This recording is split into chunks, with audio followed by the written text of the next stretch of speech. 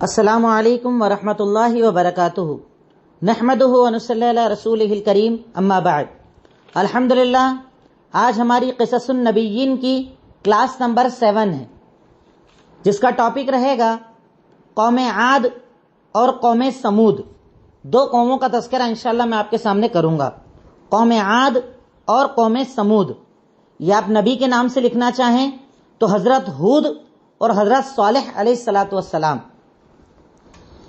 حضرت ہود اور حضرت صالح علیہم السلام، ان دونوں کا انشاءاللہ واقعہ مختصر جو قرآن حدیث سے ثابت ہے آپ کے سامنے رکھنے کی میں کوشش کروں گا انشاءاللہ۔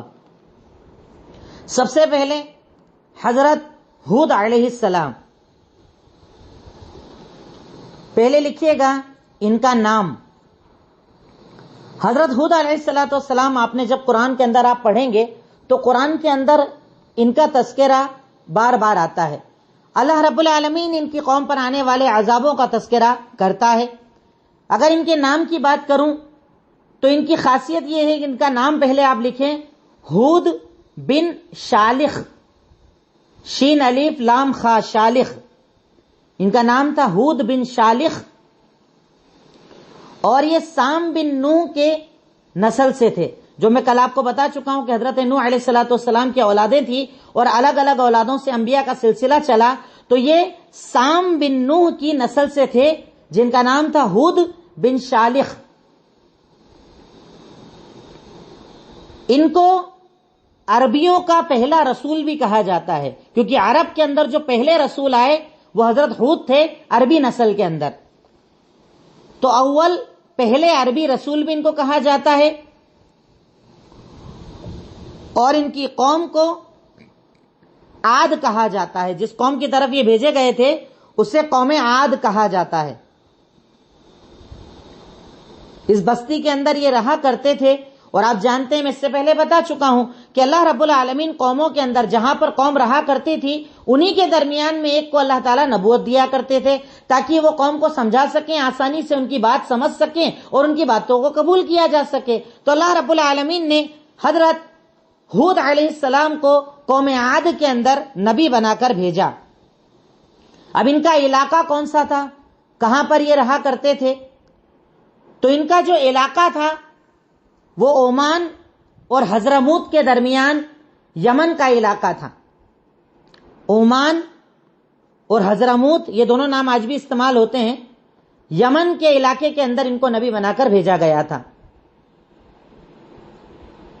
ان کی قوم کے دو نام اللہ نے قرآن میں استعمال کیے ہیں، ایک تو قوم عاد اور ایک ان کو احقاف بھی کہا جاتا ہے، کیونکہ یہ بڑے بڑے ٹیلوں والے گھر بناتے تھے۔ احقاف مطلب ٹیلے ہوتے ہیں، تو ان کو احقاف کے نام سے بھی اللہ تعالیٰ نے قرآن کے اندر یاد کیا ہے۔ تو اسے قوم عاد بھی کہا جاتا ہے اور احقاف بھی کہا جاتا ہے ان لوگوں کو۔ ان کا علاقہ یمن کا علاقہ تھا۔ عمان اور حضرموت کے درمیان جو یمن کا بیلٹ ہو، یمن کا جو علاقہ ہے، وہاں پر یہ لوگ رہا کرتے تھے۔ قرآن میں قوم عاد کا تذکرہ 7 مرتبہ نام کے ساتھ،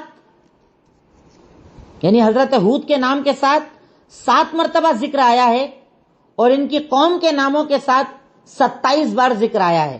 یعنی اب جیسے پچھلے میں نے اس میں تو بتایا تھا صرف نبیوں کے نام کا ذکر، کیونکہ قوموں کا تو اتنا زیادہ معاملہ تھا نہیں، اب جو آئیں گے ان کی قوموں کا ذکر بھی آتا ہے، جیسے بنی اسرائیل تو ذکر اتنی بار آتا ہے کہ قرآن بھرا پڑا ہے۔ تو میں انشاءاللہ اب جو نبیوں کے واقعات بتاؤں گا اس میں ساتھ ہی یہ بھی ذکر کروں گا کہ نبی کا ذکر قرآن میں کتنی مرتبہ آیا ہے اور ان کی قوم کا ذکر کتنی مرتبہ آیا ہے۔ تو حضرت ہود علیہ السلام کا تقریباً 7 بار ذکر آیا ہے اور ان کی قوم کا 27 بار ذکر آیا ہے قرآن کے اندر۔ کن صورتوں میں ان کا تذکرہ ہے تو میں یہ بھی نہیں کہتا کہ میں ساری صورتیں آپ کو نہیں بتاتا ہوں، اشارہ کر دیتا ہوں تاکہ کچھ چیزیں آپ کے ذہن میں رہ سکیں۔ کن صورتوں میں ان کا ذکر آیا، اور اوپر والی بات آپ سمجھ گئے کہ نبی کے نام 7 مرتبہ آیا ہے، پر ان کی قوم کا جو تذکرہ ہے وہ تقریباً 27 بار قرآن کے اندر آیا ہے۔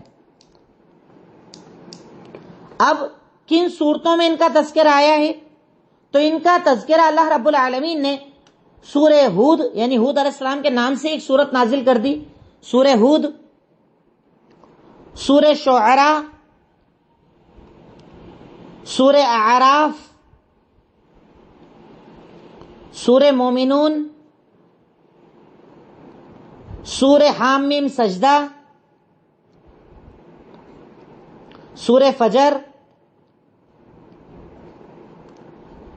سورہ نجم، سورہ زاریات اور سورہ قمر. نجم، زاریات اور قمر، ان صورتوں میں یعنی بڑا بڑا موٹا جہاں پر ذکر آیا وہ بتا دیا، باقی اور بھی جگہ ذکر موجود ہے، آپ خود بھی اسے تلاش کر کے لکھ سکتے ہیں. بہرکیف اللہ رب العالمین نے حضرت ہود کا 7 مرتبہ اور ان کی قوم کا 27 مرتبہ ذکر کیا ہے. نوح علیہ السلام کے بعد یہ پہلی بت پرست قوم تھی. حضرت نوح کے دنیا سے رخصتی کے بعد یہ پہلی بت پرست قوم تھی جنہوں نے بت پرستی کا آغاز کیا. جیسے میں پیچھے بتا چکا ہوں کہ حضرت آدم کے بعد نوح علیہ السلام تک تقریباً 10 قرن گزرے، 1000 سال کا وقفہ گزرا، اینڈ میں جا کر ان میں شرک شروع ہوا. پر حضرت نوح کی قوم پر جب عذاب آیا تو وہ سارا ختم ہو گیا، مومن باقی بچے. پر اس قوم کے اندر بھی آگے بڑھ کر یہ قوم عاد پہلی قوم ہے جن کے اندر بت پرستی کا آغاز حضرت نوح علیہ السلام کے بعد ہوا. ان کے 3 مشہور بت تھے جن کی وہ عبادت کیا کرتے تھے، ان کے نام آپ لکھ سکتے ہیں. سودا، سواد دال یا سودا، سمود، سواد میم واو دال سمود، اور ہرا، ہارا یا ہرا. سودا، سمود اور ہرا، یہ 3 ان کے مشہور بت تھے جن کی یہ لوگ پرستش کیا کرتے تھے، دعاؤں کے لیے ان کا استعمال کیا کرتے تھے، اللہ کے آگے ان کو سفارشی بنایا کرتے تھے. اب حضرت اللہ کے نبی اللہ رب العالمین نے جب اس قوم کے اندر بت پرستی کو دیکھا تو اللہ رب العالمین کا یہ طریقہ تھا کہ جب کسی قوم کے اندر بت پرستی عام ہوتی، بت پرستی چلنا شروع ہو جاتی، تو اللہ رب العالمین وہاں پر نبیوں کو بھیجا کرتا تھا، کتابوں کو نازل کیا کرتا تھا. جب قوم نوح کے بعد اس قوم کے اندر بگاڑ آیا تو حضرت نوح کے بعد اللہ تعالیٰ نے حضرت ہود کو نبی بنا کر دنیا کے اندر بھیجا تاکہ وہ لوگوں کو دین کی تعلیم دے سکیں، حق بتا سکیں، توحید کی طرف دعوت دے سکیں. اب ایک ہیڈنگ یہاں پر یہ لکھی ہے کہ اس قوم کی خاصیت کیا تھی. اس قوم کی خاصیت کیا تھی؟ تو اس قوم کی خاصیت یہ تھی کہ یہ جسموں کے اعتبار سے بہت طاقتور لوگ تھے. یعنی اللہ تعالیٰ نے اسے قوم عاد کو بھی اور اس کے بعد جو قوم سمود کا ذکر آئے گا دونوں بہت طاقتور قوم تھی.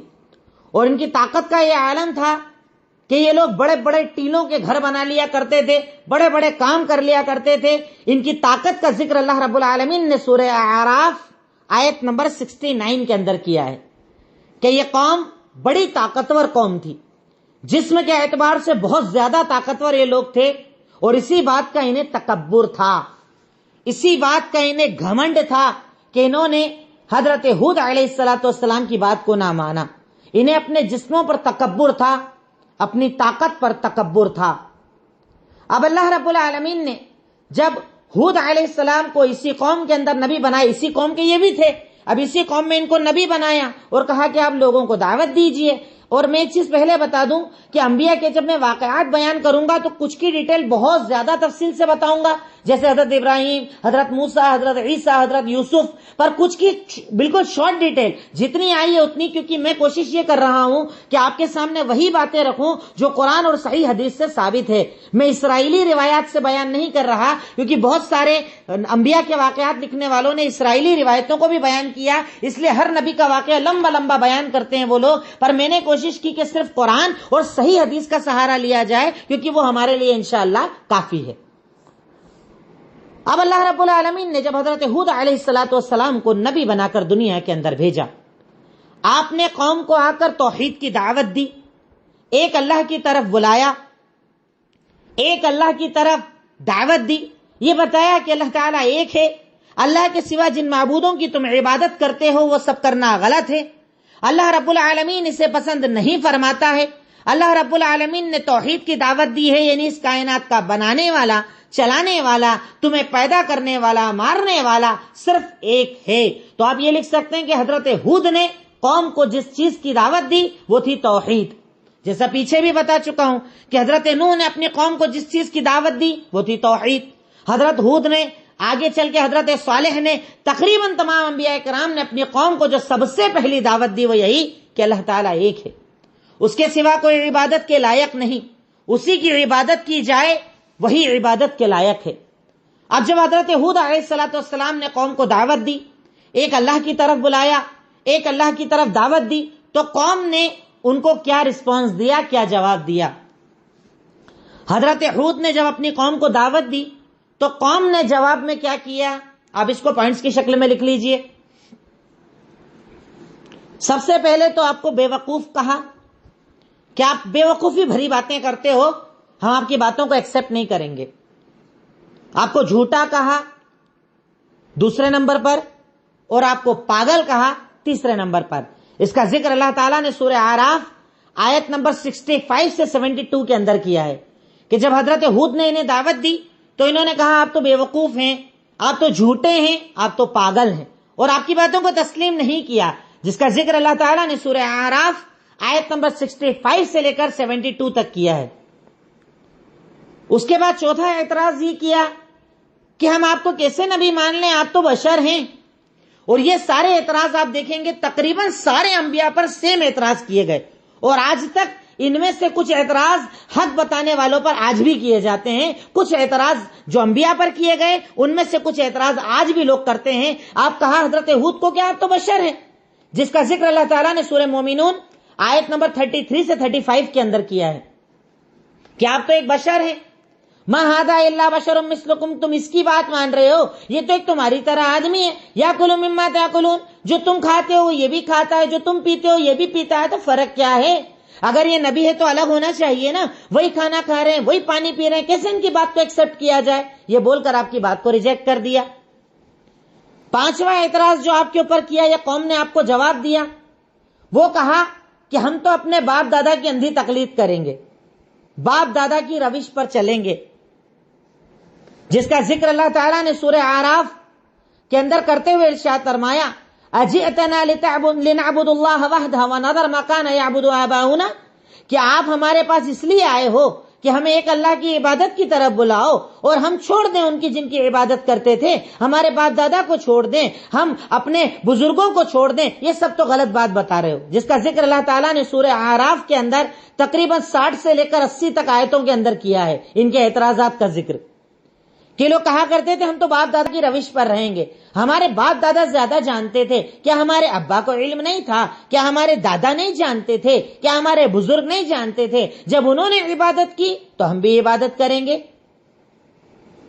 چھٹی چیز، مرنے کے بعد کی زندگی کا انکار کر دیا کہ آپ ہم کو بول رہے ہو کہ اللہ کی مانو نہیں تو عذاب آئے گا، جہنم ہے، جنت ہے، ارے ہم تو اس کو مانتے ہی نہیں کہ مرنے کے بعد پیدا کیا جائے گا، ہم مانتے ہی نہیں اس بات کو، یہ سب جھوٹی باتیں ہیں۔ اور یہاں پر ایک چیز آپ غور کرنا کہ یہ بات وہی عربی بات ہے، کیونکہ یہ عرب قبیلے ہیں، عربیوں کے قبیلے ہیں، اور عرب کے اندر پہلے رسول حضرت ہود ہیں، یہ پورا عربی علاقہ تھا، اسی لیے عربیوں کے اندر یہ اعتراض اللہ کے نبی کے دور تک پایا جاتا تھا کہ وہ آخرت کا انکار کیا کرتے تھے۔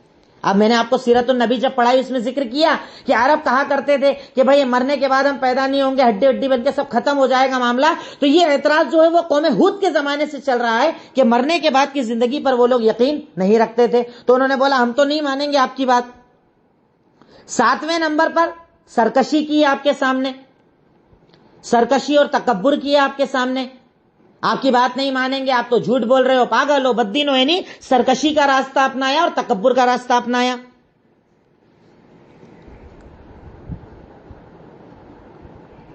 تو اللہ رب العالمین نے ان کے ان بنیادی اعمال کا ذکر جو اوپر میں صورتوں کے نام بتا چکا ہوں وہاں پر کیا ہے، خاص طور پر سورہ ہود کے اندر بہت ڈیٹیل بتائی ہے، سورہ شعراء، اعراف، مومنون، حامیم، سجدہ، فجر، نجم، زاریات، قمر، جتنے صورتوں کے میں نے نام بتائے نا، اس میں اللہ تعالیٰ نے ان کے الگ الگ الفاظ میں اعتراضوں کا ذکر کیا ہے کہ لوگ کیا کیا اعتراض کرتے تھے، کیا کیا نبی کے خلاف سازشیں کرتے تھے۔ اب نبی ان کو سمجھا رہے ہیں، نبی ان کو دین بتا رہے ہیں، نبی ان کو اللہ کی طرف بلا رہے ہیں، پر یہ ماننے کو تیار نہیں تھے۔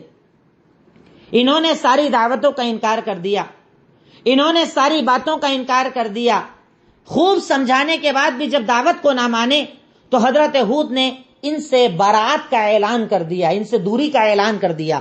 تو آپ چاہیں تو ہیڈنگ بنا سکتے ہیں کہ حضرت ہود کا دوری کا اعلان کرنا، کہ میں تم سے دور ہوں، اب دعوت پہنچا دی، دین پہنچا دیا، بتا دیا، محنت کر لی، اب اس کے بعد بھی نہیں مان رہے تو نبی نے کیا کیا؟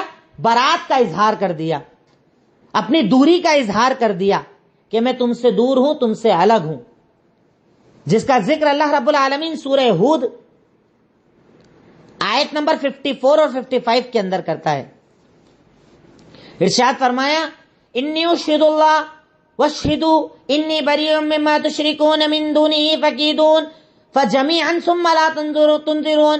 کیا اعلان کیا کہ اے لوگوں سنو، میں اللہ تعالیٰ کو گواہ بناتا ہوں اور تم بھی گواہ بن جاؤ کہ میں تمہارے شرک سے بری ہوں، یعنی اللہ نے مجھے نبی بنا کر بھیجا ہے، میں نے تمہیں توحید بتا دی ہے، اب اس کے بعد بھی اگر تم شرک پر مرتے ہو تو گواہ رہنا کہ تمہارا شرک تمہاری طرف سے تھا، میں نے تو تمہیں توحید بتا دی تھی، میں نے تمہیں ایک اللہ کا تصور بتا دیا تھا، میں نے تمہیں ایک اللہ کی دعوت دے دی تھی، اور اس کے بعد سنو، تمہارے پاس جو طاقت ہے، جو قوت ہے، جو سازش ہے، سب کر لو، مل کر میرے پاس آ جاؤ، مجھے مہلت مت دو، مطلب تم میرا کچھ بگاڑ نہیں سکتے، میرے ساتھ میرا اللہ ہے، میں دعوت دوں گا اور دعوت دینے میں کسی سے ڈرتا نہیں، میں اللہ کے دین کی طرف بلاؤں گا اور میں اللہ کے دین کی طرف بلانے سے کسی معاملے میں ڈرتا نہیں ہوں۔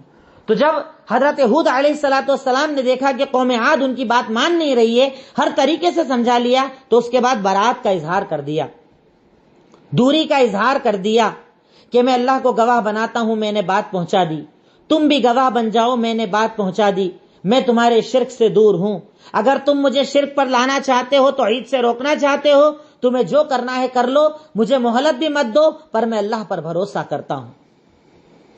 اب حضرت ہود نے دعوت کے لیے کیا طریقے اپنائے؟ حضرت ہود نے دعوت کے لیے اسلوب یا طریقے کون سے اپنائے؟ اس ہیڈنگ کو میں بار بار ذکر نہیں کروں گا کیونکہ یہ بھی چیزیں تقریباً سیم ہیں، سارے انبیاء کے اندر بار بار آتی ہیں، یہاں پر میں ذکر کر رہا ہوں کہ حضرت ہود نے قوم عاد کو سمجھانے کے لیے کون سے طریقے اپنائے؟ تو پہلا طریقہ اپنایا نرمی کا طریقہ،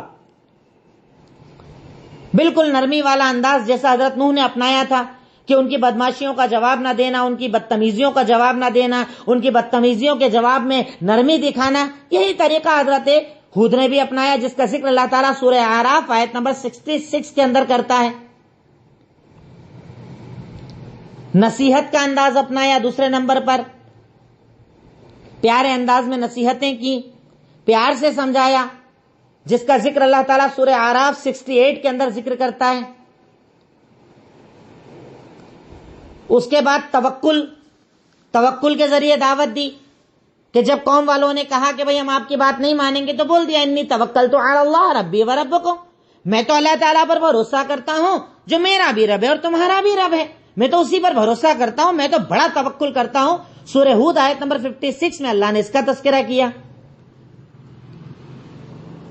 اور اس کے علاوہ جتنے طریقے حضرت نوح علیہ السلام نے اپنائے تھے، آپ وہ سارے طریقے بھی یہاں ذکر کر سکتے ہیں، وہ سارے طریقے اپنا کر انہوں نے اپنی قوم کو سمجھایا، قوم عاد کو سمجھایا، بار بار انہیں بتایا، انہیں روکا، انہیں سمجھایا، اللہ کی طرف آ جاؤ، ان معبودوں کو چھوڑ دو، پر ان لوگوں نے بات کو نہیں مانا۔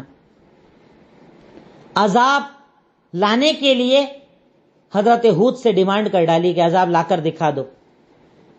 اب اللہ رب العالمین نے جب قوم کے اوپر اپنی نعمت کو تمام کر دیا، دعوت کو تمام کر دیا، تو اللہ رب العالمین نے حضرت ہود کو کہا کہ اب ان سے ذرا دوری اختیار کر لو، جو مومن آپ کے ساتھ ہے آپ ذرا سی دوری اختیار کر لو، اب ان لوگوں پر عذاب آنے والا ہے۔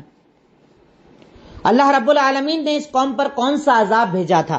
یہ ہیڈنگ چاہے تو لکھ لیں آپ کہ اس قوم پر اللہ تعالیٰ نے کون سا عذاب بھیجا تھا۔ اللہ رب العالمین نے اس قوم پر ہوا کا عذاب بھیجا تھا، آندھی لکھ لیں یا ہوا لکھ لیں، ہوا کا عذاب اس قوم پر بھیجا تھا جو 7 رات اور 8 دن تک چلا تھا، جس کا ذکر اللہ نے سورہ حاقہ آیت نمبر 7 کے اندر کیا ہے، اور بھی کئی صورتوں میں کیا ہے، سورہ قمر میں بھی کیا ہے، پر میں ایک جگہ کا حوالہ صرف آپ کو دے رہا ہوں۔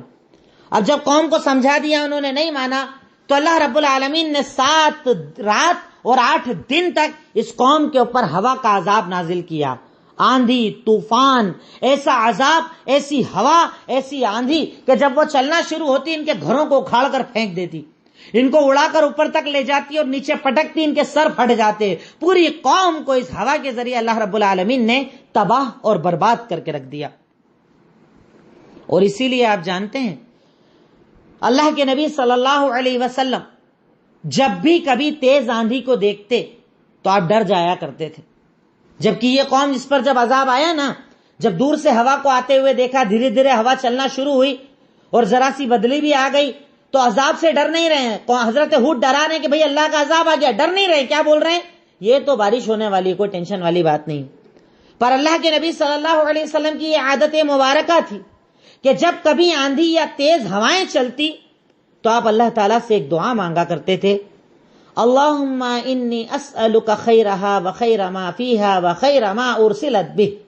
اے اللہ، میں تجھ سے اس ہوا کی بھلائی چاہتا ہوں، اس ہوا کے اندر جو بھلائی ہے وہ چاہتا ہوں، اور جن چیزوں کو لے کر یہ ہوا بھیجی گئی ہے اس کی بھلائی مانگتا ہوں. یعنی میں پانی، اچھائی، ٹھنڈک، یہ چیزیں تجھ سے مانگتا ہوں. اور اے اللہ، میں تیری پناہ چاہتا ہوں اس ہوا کی برائی سے، اس ہوا کے اندر کی برائی سے، اور یہ ہوا جن برائیوں کو لائی ہے اس سے. یعنی میں تیرے عذاب سے پناہ مانگتا ہوں. یعنی اللہ کے نبی صلی اللہ علیہ وسلم ہوا کے تیز چلنے پر بھی اللہ کے عذاب سے پناہ مانگا کرتے تھے، کیونکہ آپ نے ان نبیوں کے واقعات کو سن اور پڑھ رکھا تھا کہ اللہ تعالیٰ جب چاہتا ہے تو آندھی کو بھی عذاب بنا دیتا ہے اور قوم کی قوم کو تباہ کر دیتا ہے. اس لیے آپ ہوا کے چلنے پر اللہ تعالیٰ سے پناہ مانگا کرتے تھے. بہرکیف قوم ہود کے اوپر یہ عذاب، یا قوم عاد کہیں یا قوم ہود کہیں، دونوں ایک ہی بات ہے. حضرت ہود کی قوم جس کا نام تھا عاد اور احقاف، دو نام قرآن میں ذکر کیے گئے ہیں. اللہ رب العالمین نے یہ ہوا کا عذاب بھیجا. ہوا کا عذاب ان پر آیا، 7 رات 8 دن تک یہ عذاب چلا.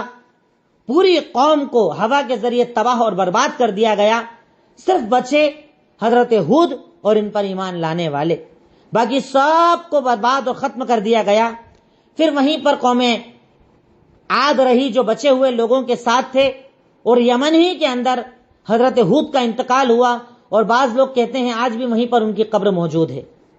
یمن ہی میں حضرت ہود کا انتقال ہوا اور آج بھی یمن کے اندر ان کی قبر موجود ہے. بعض مورخین نے اس چیز کو ثابت کیا ہے. اب اس کے بعد میں چاہتا ہوں کہ آپ قوم صالح کو بھی ساتھ میں ایڈ کر لیں، اور دونوں کی کچھ چیزیں جو ہم نے سیکھی وہ ایک ساتھ لکھ لیں. کیونکہ قوم عاد اور قوم سمود کی خاصیت یہ ہے کہ یہ دونوں عربی تھے، یہ دونوں نبی عربی تھے. اور ان کے بعد ڈائریکٹ اللہ کے نبی صلی اللہ علیہ وسلم کا ذکر آتا ہے عربیوں کے اندر، کیونکہ عربیوں میں نبی بہت کم آئے تھے. 3 یا 4 نبیوں کا ذکر آتا ہے عربی کے اندر. اسی وجہ سے آپ دیکھیے گا کہ ان کی ڈیٹیل زیادہ ملے گی نہیں. کیوں؟ کیونکہ اہل کتاب جو ہے نا وہ عربیوں کے بارے میں زیادہ لکھا نہیں کرتے تھے. جو ان کے والے ہوتے تھے ان کی ڈیٹیل زیادہ لکھا کرتے تھے. اسی لیے قوم عاد اور قوم سمود کی ڈیٹیل ہمیں صرف اتنی ملتی ہے جتنی قرآن حدیث کے اندر موجود ہے، اور میں نے اسی پر اکتفا کیا، اسی کو آپ کے سامنے ذکر کیا. اب اس کے بعد آتی ہے قوم سمود یا حضرت صالح علیہ السلام.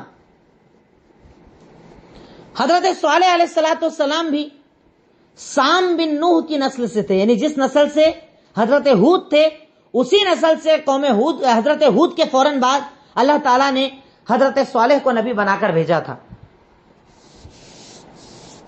انہیں اللہ تعالیٰ نے، ان کا ایک نام آپ اور لکھ لیں، اس قوم کے 2 نام اللہ تعالیٰ نے قرآن میں ذکر کیے ہیں، قوم سمود اور اصحاب الحجر، پتھر والے.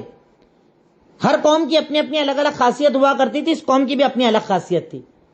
اسے قوم سمود بھی اللہ نے قرآن کے اندر کہا ہے، اور اصحاب الحجر بھی انہی لوگوں کو کہا جاتا ہے. اصحاب الحجر اس لیے کہ اس قوم کی خاصیت یہ تھی کہ یہ لوگ پہاڑوں میں ہول کر کے گھر بنا دیا کرتے تھے. یعنی پہاڑ ہوتا تھا، تراشتے تراشتے تراشتے پورا اندر محل بنا ڈالا کرتے تھے. اس زمانے کے اندر جب مشینری موجود نہیں تھی، سوچئے کیا اللہ تعالیٰ نے طاقت قوت صلاحیت دی تھی کہ یہ لوگ پہاڑوں کو کھود کر گھر بنا دیا کرتے تھے. پہاڑوں کے اندر کھودتے کھودتے گھر بنا ڈالا کرتے تھے. اتنا طاقتور اللہ رب العالمین نے اس قوم کو بنایا تھا کہ یہ لوگ پہاڑوں کے اندر گھر بنا لیا کرتے تھے. اسی لیے انہیں اصحاب الحجر یعنی پتھر والے کہا جاتا ہے. ان کا علاقہ کہاں تھا، یعنی کس علاقے کے اندر پائے جاتے تھے؟ تو اگر آپ تبوک سے، یعنی آج جس کو سعودی عرب کہا جاتا ہے، تبوک کے قریب کا علاقہ ہے جس کا نام ہے مدائن، آج بھی وہ موجود ہے، اور وہاں پر ان کے بنائے ہوئے گھر بھی موجود ہیں، یعنی پہاڑوں کے اندر جو تراش کر گھر بناتے تھے، آپ نیٹ پر اگر سرچ کریں گے مدائن کے نام سے تو بہت ساری تصویریں آپ کو مل جائیں گی۔ مدائن صالح کے نام سے آج بھی وہ جگہ سعودی عرب کے اندر موجود ہے۔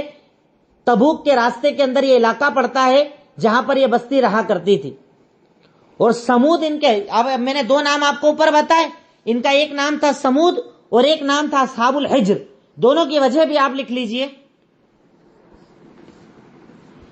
ان کو اصحاب الحجر اس لیے کہا جاتا ہے کیونکہ یہ پتھروں کو تراش کر گھر بنا دیا کرتے تھے۔ ہجر مطلب حجر یا حجر پتھر کو کہا جاتا ہے۔ اور سمود اس لیے کہا جاتا ہے، سمود بولتے ہیں پانی کی کمی کو، کیونکہ اس ایریے کے اندر پانی بہت کم تھا، اس لیے اس ایریے کو یا اس بستی کو سمود بھی کہا جاتا ہے۔ سمود مطلب پانی کی کمی۔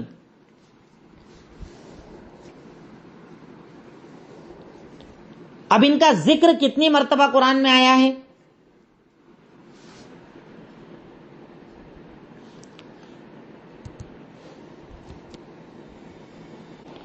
اب اللہ رب العالمین نے قرآن میں قوم سمود یا قوم صالح، دونوں نام اس کے آپ بول سکتے ہیں، ان کا ذکر یعنی حضرت صالح کا ذکر 7 مرتبہ آیا ہے اور قوم کا ذکر 24 مرتبہ آیا ہے۔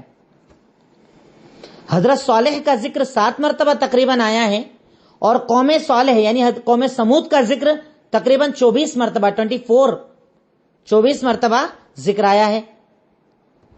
کچھ صورتوں کے میں نام بتا دوں جہاں پر ان کا ذکر آپ کو ملے گا۔ سورہ اعراف، سورہ توبہ، سورہ ہود، سورہ ابراہیم، سورہ شعراء، سورہ نمل، چیٹی، سورہ نمل مطلب چیٹی ہوتا ہے، سورہ فصلت، سورہ حاقہ اور سورہ قمر۔ یعنی تقریباً اگر آپ قرآن کھولیں گے نا تو قوم عاد اور قوم سمود کا ایک ساتھ ذکر اللہ نے بہت زیادہ کیا ہے، بہت زیادہ، کیونکہ یہ دونوں عربی تھے، دونوں کا ایک جیسا مسئلہ تھا، تقریباً دونوں کے ساتھ ایک جیسا انکار ہوا تھا اور بہت کم ٹائم دونوں کا معاملہ رہا، اس لیے اللہ تعالیٰ نے قرآن میں اکثر جگہ دونوں کا ایک ساتھ ہی تذکرہ کیا ہے۔ اسی لیے میں نے بھی ایک ہی ٹاپک کے اندر دونوں کو لے لیا تاکہ بات دونوں کی ایک ساتھ جتنی قرآن حدیث میں اتنی آپ کے سامنے کلیئر ہو جائے۔ اب میں نے قوم کی خاصیت آپ کو بتا دی اوپر کہ یہ قوم پتھروں کے اندر گھر بنا لیا کرتے تھے، پہاڑوں کو تراش کر گھر بنا دیا کرتے تھے، جس کا ذکر اللہ تعالیٰ نے سورہ اعراف آیت نمبر 74 سے 76 کے اندر کیا ہے۔ یہ قوم بڑی طاقتور قوم تھی، پہاڑوں کو تراشنا کوئی معمولی بات تو تھی نہیں، گھروں کو تراش کے گھر بنا ڈالنا۔ سورہ اعراف آیت نمبر 74 سے 76 میں اللہ تعالیٰ نے اس قوم کی طاقت کا ذکر کیا ہے۔ اب ان کے اندر بھی بہت زیادہ بگاڑ آ گیا، بت پرستی آ گئی، شرک آ گیا، تو اللہ رب العالمین نے انہی کے درمیان میں حضرت صالح کو نبوت سے سرفراز فرمایا، نبوت عطا کی۔ انہوں نے قوم کو جیسے قوم عاد کو دعوت دی تھی حضرت ہود نے، ویسے ہی انہوں نے بھی دعوت دی کہ اللہ تعالیٰ ایک ہے، وہی عبادت، اسی کی عبادت، اسی کی طاقت، اسی کی قوت۔ اور اگر آپ دیکھیں گے کہ انہوں نے تو دعوت دی توحید کی، پر قوم نے جواب میں کیا کیا؟ تو تقریباً وہی ساری چیزیں جو قوم عاد نے کی، قوم سمود نے بھی وہی رد کیا کہ ہم تو باپ دادا کی بات مانیں گے، ہم تو اپنے باپ دادا کے طریقوں پر چلیں گے، آپ بے وقوف ہیں، آپ پاگل ہیں، آپ بددین ہیں، ہم آپ کی بات نہیں مانیں گے، آپ بشر ہیں۔ اس کے بعد حضرت صالح سے معجزے کی ڈیمانڈ کر ڈالی کہ ٹھیک ہے اگر آپ سچے ہو نا تو ایسا کرو، ہمیں لا کر دکھاؤ، ہمیں کوئی اچھا نمونہ، کوئی دلیل، کوئی معجزہ لا کر دکھاؤ۔ اب جب معجزے کی ڈیمانڈ کر دی، سورہ نمل میں اللہ تعالیٰ نے ذکر کیا، آیت نمبر 48، 47 وغیرہ کے اندر تذکرہ موجود ہے کہ اس قوم نے معجزے کی ڈیمانڈ بھی کر ڈالی اور حضرت صالح کو قتل کرنے کی سازش بھی کر ڈالی۔ تو یہ لوگ ڈیمانڈ کرتے ہیں کہ آپ اگر سچے نبی ہیں تو معجزہ لا کر دکھائیے۔ آپ نے ان کی بات کو قبول کیا، کہا ٹھیک ہے، پر ایک بات یاد رکھنا، اگر تم نے معجزہ مانگا ہے اور معجزہ مانگنے کے بعد قبول نہیں کرو گے تو اللہ کا عذاب فوراً آ جائے گا۔ کہا ٹھیک ہے، کوئی مسئلہ نہیں، آپ لے کر آؤ، مان لیں گے۔ اب حضرت صالح دعا کرتے ہیں تو اللہ رب العالمین ایک پہاڑی کے اندر سے اونٹنی کو نکال دیتا ہے. پہاڑ ہوتا ہے ٹیلا, پہاڑ کے اندر سے زندہ اونٹنی کو اللہ تعالیٰ نکالتا ہے اور بولتا ہے یہ اللہ تعالیٰ کا معجزہ ہے کہ اس نے چٹان کے اندر سے اونٹنی کو نکال دیا. اب تم اللہ تعالیٰ پر ایمان لے آؤ, اب تم اللہ تعالیٰ کو ایک مان لو. تو کچھ لوگ ایمان لاتے ہیں پر زیادہ تر اس معجزے کا انکار کر دیتے ہیں. اب معاملہ یہ ہوتا ہے کہ اونٹنی اس زمانے کے اندر میں نے جیسے بتایا پانی کی کمی تھی, ایک کنواں تھا, تو یہ لوگ اس کنویں سے پانی پیا کرتے تھے. حضرت صالح کہتے ہیں کہ ایسا کرنا, ایک دن کا پانی اونٹنی پیے گی اور ایک دن کا پانی تم لوگ پینا, یعنی جو اونٹنی والا دن ہو اس دن تم پانی مت پینا, کیونکہ اونٹنی پورا کنویں کا پانی پی جایا کرتی تھی. کہا ایک دن کا پانی اونٹنی پیے گی اور ایک دن کا پانی تم پینا, اور اونٹنی کو پریشان مت کرنا, اس کے ساتھ برائی کا ارادہ مت کرنا, کیونکہ اگر تم نے کچھ بھی اونٹنی کے ساتھ کیا تو اللہ تعالیٰ کا عذاب آ جائے گا. ناقہ جس کو عربی کے اندر کہا جاتا ہے, ناقتن مطلب اونٹنی. حضرت صالح نے کہا کہ ایک دن پانی اونٹنی پیے گی کیونکہ پانی کی کمی تھی, کنواں ایک تھا, کہا اس سے ایک دن وہ پانی پیے گی, ایک دن تم پانی پینا, اور اس کو پریشان مت کرنا. اگر تم ایسا کرو گے تو اللہ تعالیٰ کا عذاب تمہارے اوپر آ جائے گا. پر قوم نہ مانی, وہ اپنے عناد و سرکشی پر جمے رہے, اور ان کے ایک آدمی قدار بن سالف, کاف دال الف را, قدار بن سالف اونٹنی کے پیر کاٹ دیتا ہے اور اسے قتل کر دیتا ہے. قدار بن سالف اونٹنی کے پیر کاٹ دیتا ہے اور اونٹنی کو قتل کر دیتا ہے. اور صرف اونٹنی کو نہیں, حضرت صالح کی قتل تک کی یہ لوگ کوششیں کرتے ہیں کہ انہیں بھی قتل کر دیں گے, ان کے گھر والوں کو قتل کر دیں گے. اب پانی جب سر سے اوپر چلا گیا تو اللہ تعالیٰ نے کہا کہ انہیں 3 دن کی مہلت دے دو, 3 دن بعد ان پر اللہ کا عذاب آئے گا. اب اس قوم پر اللہ رب العالمین نے جو عذاب بھیجا, یعنی اس قوم پر اللہ کا کون سا عذاب آیا تھا, آپ ہیڈنگ چاہے بنا لیں کہ قوم صالح یا قوم سمود پر اللہ کا کون سا عذاب آیا تھا. تو اللہ نے ان پر چیخ کا عذاب بھیجا تھا, ایک آواز, ایک چیخ کا عذاب بھیجا تھا. اتنی زور کی وہ چیخ آئی کہ اس سے ان کی روح پرواز کر گئی, مر گئے. جتنے کفار تھے وہ مر گئے تھے اس چیخ سے, اس آواز سے. تو اللہ تعالیٰ نے اس پر چیخ کا, یا آواز کا, تیز آواز کا عذاب بھیجا تھا. وہ چیخ جب ان کے اوپر آئی تو اس سے ساری قوم تباہ ہو گئی. اللہ کے عذاب کے ذریعے اس قوم کا بھی خاتمہ ہو گیا. اور اللہ تعالیٰ نے چاہے وہ حضرت ہود پر ایمان لانے والے, چاہے وہ حضرت صالح پر ایمان لانے والے, دونوں پر ایمان لانے والوں کو زندگیاں عطا کی, ان کے ذریعہ نسلیں چلی. پر جن لوگوں نے ایمان قبول نہ کیا, قوم ہود کو ہوا کے ذریعے اور قوم صالح کو چیخ کے ذریعے اللہ رب العالمین نے ختم کر دیا. اب اینڈ میں آپ یہ لکھ لیں کہ ان کے واقعے سے ہم نے کیا سیکھا.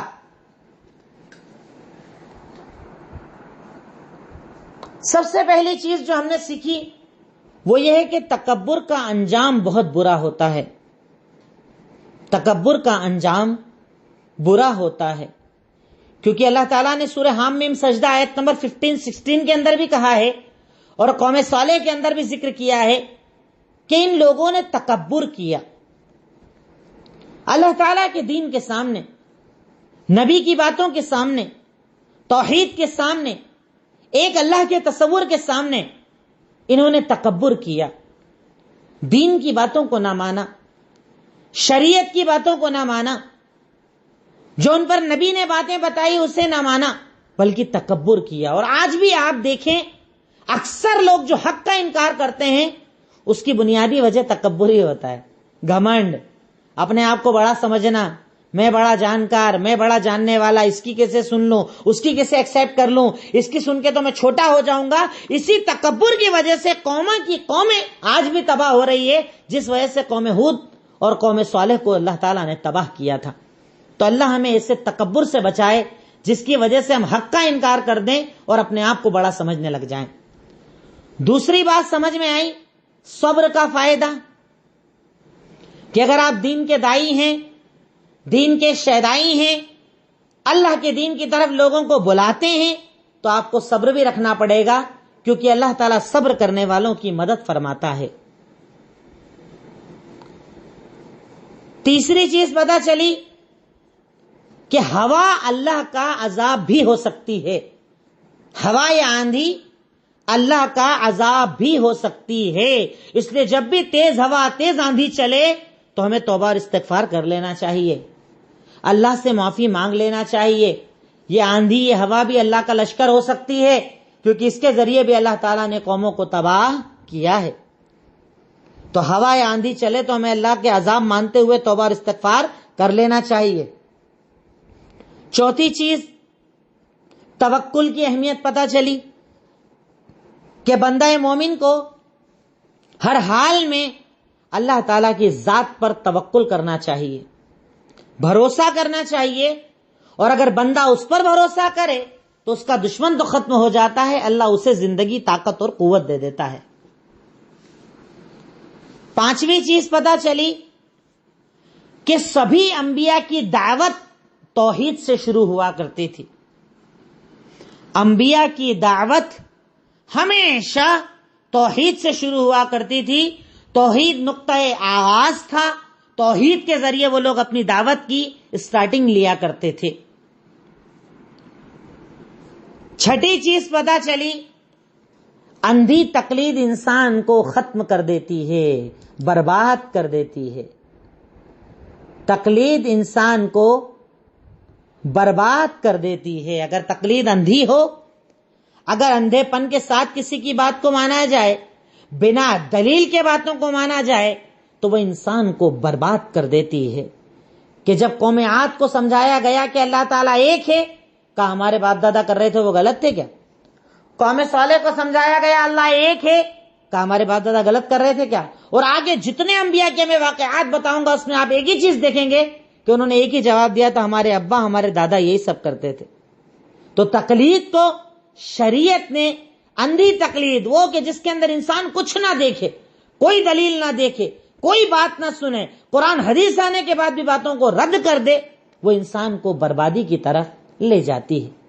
کیونکہ اللہ رب العالمین نے ان واقعات کے اندر اسی اندھی تقلید کا ذکر کیا ہے کہ اندھے بن کر کسی کی بات کو نہ مانو، متبع بنو، دلیلوں کے ساتھ باتوں کو تسلیم کرو۔ جیسے میں کوشش کر رہا ہوں، اب میں واقعہ بتا رہا ہوں تو میں کوشش کیا کر رہا ہوں کہ آپ کو آیتوں کے نمبر دے دوں، سورتوں کے نام بتا دوں، تاکہ آپ خود اسٹڈی کرو نا، خود دیکھو۔ آپ ایسا نہیں کہ میں نے بول دیا ایسا کیا قوم صالح نے اور آپ مان لو، قوم عاد کے ساتھ یہ ہوا اور آپ مان لو۔ آپ دلیل دیکھ رہے ہو، آپ قرآن حدیث دیکھ رہے ہو، یہ مومن کا کردار ہے۔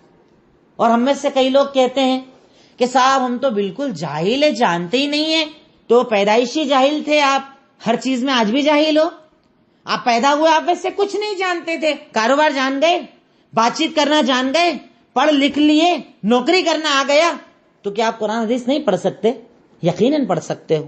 پر ہمارے یہاں مسئلہ یہ ہے کہ فائدہ نظر آئے تو ساری محنت آدمی کرے گا، اور جہاں فائدہ نظر نہ آئے وہاں ہمارے ابا کرتے تھے، ہمارے دادا کرتے تھے۔ ارے آخرت سے بڑا کوئی فائدہ نہیں ہے، آخرت سب سے بڑا فائدہ ہے، جنت سب سے بڑے فائدے والی چیز ہے، اللہ کی رضا سب سے بڑی فائدے والی چیز ہے۔ تو اس کے لیے بھی انسان کو اتنی ہی محنت کرنا چاہیے جتنا وہ اپنی دنیا کے لیے کرتا ہے۔ کیونکہ جب قبر کے اندر جاؤ گے، جب اللہ کے سامنے جاؤ گے، تو وہاں یہ نہیں چلے گا کہ ہمارے ابا دادا نے بتایا تھا، وہاں اللہ یہ بولے گا کہ بتا تجھے کیا پتا تھا، بتا تیرا عمل کیا تھا۔ اللہ تعالی ہم سب سے ہمارے اپنے عمل کے بارے میں سوال کرے گا، اپنی اسٹڈی کے بارے میں سوال کرے گا، اپنی محنت کے بارے میں سوال کرے گا۔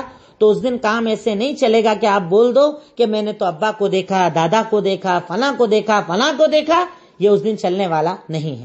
بہرکیف میں نے حضرت ہود اور حضرت صالح جن کی قوم تھی عاد اور سمود، ان کا بالکل شارٹ کے اندر جتنی باتیں قرآن اور حدیث کے اندر آئی، دونوں کے میں نے نام بتا دیے، علاقے بتا دیے، قرآن میں ذکر بتا دیا، قوموں کی خاصیت بتا دی، قوموں کا رپلائی بتا دیا، نبیوں کے اسلوب دعوت بتا دیا، اور دونوں قوموں پر آنے والا عذاب بھی بتا دیا کہ کیا کیا عذاب آیا، کیسے آیا۔